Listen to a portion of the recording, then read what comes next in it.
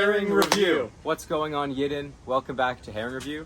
Today, we are with Gian Megan. Gian, welcome to Herring Review. Thanks for having me. It's actually a huge honor for me as someone who's grown up in Toronto, going to bar mitzvah parties. You know, the Magen Boys, there's absolutely nothing like it. Even to this day, I've done 3 years of university, and the best parties I've ever been to in my life were like in grade 8, at bar mitzvahs. Thanks, man. I've never actually had anyone put it that way. Okay, so Gian, let's hear it. How did you and your brother become the freaking Magen Boys? So, in high school, we were these rambunctious kids who were causing a lot of trouble, and we were models in our school fashion show. Okay. At Thornley High School. It was just fun, just to like have, just to mess around, but, mess around we did.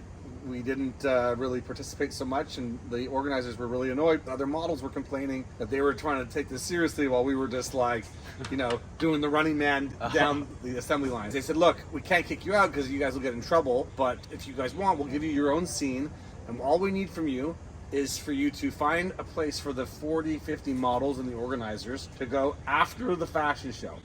And then anyone else who comes, you can charge $10 and you guys keep the cover. So from that little punishment, we had, made flyers, and we booked our friend who was a DJ, and we rented a place, and this little crappy spot that we ended up booking, we over promoted it.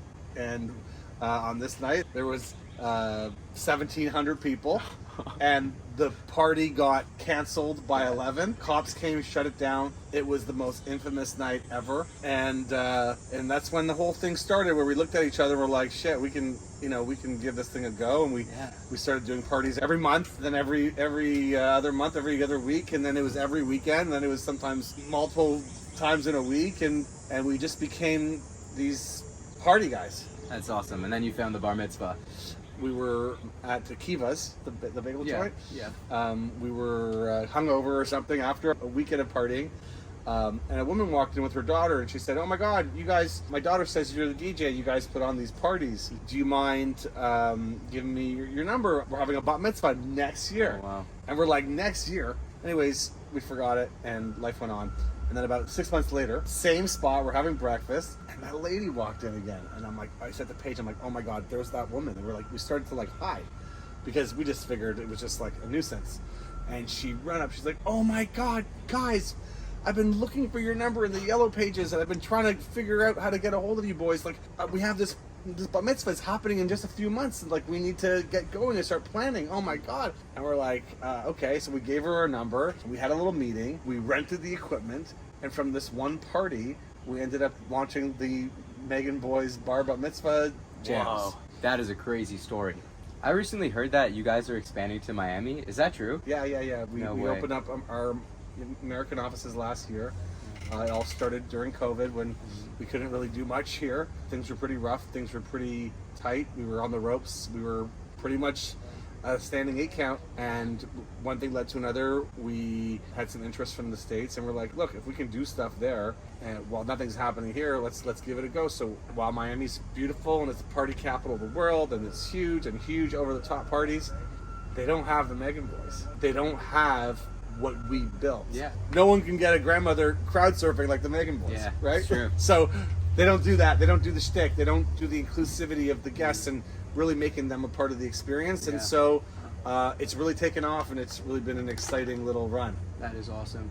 So are you thinking of maybe like moving to Tel Aviv one day? That's honestly the next on the agenda is a Magen Boys Israel agenda. Magen Boys takes over Shalvata. The real reason we're here is to eat herring. Okay. And this is the herring we got over here. Hey, just break down what the herring is. What makes it the herring? Is it the herring is the type of fish? Yeah. It's the type of fish. Yeah, it's the herring fish. Yeah. So we got a dar made by a dar. We got a kosher gourmet. We got herring, creamy jalapeno. Over here we got the kichel. So we got a piece of kichel. So I'll dish you up. Okay, and that's like a good portion? Yeah. Oh baby. Baruch atah Adonai Eloheinu melech haolam borei minei mezonot. Got a little zing, eh? Just popped up there. What are the crackers about? The kichel? Yeah. Take a piece of kichel. Thank you for the kichel. You're welcome for the kichel. I gotta be honest, that was my first ever herring. Whoa. You took my herring V card. I gotta take your brother's also. Hey, look, that was pretty good. I'm happy. Like, I have an interesting palate. Like, I'm not scared to eat food. That being said, like, how much is one supposed to eat of herring? Like, Well, it depends the occasion. Sometimes I could just go a whole day eating herring. So eat it. you'll polish that up? Maybe me and Avi will after you leave. Who knows? You'll polish it. We will, Yeah, for sure. probably. Yeah. The only question is there enough kichel? But we got tam-tams in the trunk, so we're good. Well, because you have to have it with the kichel? Yeah. You can have kichel without herring, but you can't really have herring without the kichel. It's Who like, made that rule up? me? Yeah. So what do you rate this out of 10? I'd probably say that was a good 8. Okay. 8.17. But could I be wrong and it'd be like 89.7 or 72.3? Maybe. I'm just saying I like the experience, making new friends here today, and just representing the tribe in a positive way. That's what it's all about. And before you leave, Gian, we wanted to give you a Gishmak herring shirt Thank for you and your brother. I love that. Yeah, Actually, I think it's only right, considering you invited both of us and he Yeah, decided fine. and he no-showed. Yeah. Okay? Paige, if you want a shirt, you got to come eat herring with me. I think you should make him eat the whole thing on his own. It's amazing. Very nice. Thank you. Yeah, we just made them. So It's like a Lulu, right? Yeah, it's the good quality. material. Yeah. So Geschmack herring is what? Gishmak, pretty much, it means lit, but in Yiddish. Okay, so lit herring. Yeah. I told one of my friends that I'm going to do a podcast for Geschmack herring. I thought I was meeting someone named first name Geschmack and last name Herring. No. And I'm going to say I think that's why my brother no-showed. He's like, what Oh, the hell? really? He's like, Yeah. Who the hell's Geschmack? I don't blame him, honestly. He's like, you go do the Geschmack podcast and let me know how it goes. Okay. And I'm going to let him know that he messed up. Thank you.